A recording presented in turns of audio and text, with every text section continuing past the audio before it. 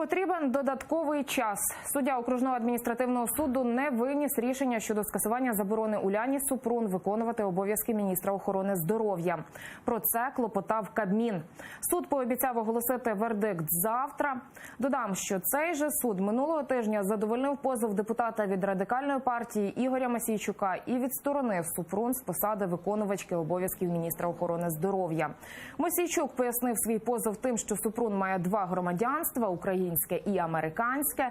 Сьогодні підтримати Уляну Супрун до будівлі суду прийшли кілька сотень людей. Відсторонення чиновниці вони називають політичним, бо та проводила реформи і боролася з корупцією. Представлять аргументи всі сторони, та й все. Чекав, тисячі людей по всій Україні кричать геть Супрун. І в п'ятницю подивимося, скільки тут буде людей з різних боків.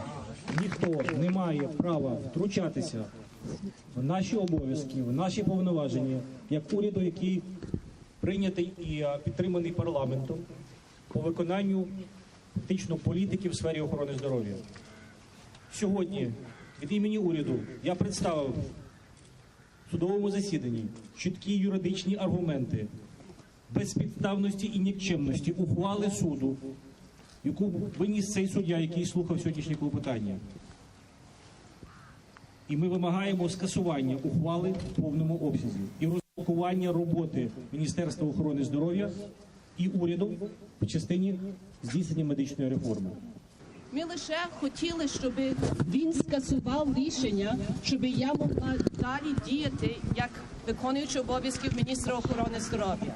Бо зараз немає виконуючого обов'язків міністра. Зараз ніхто не може підписувати дуже важливі документи.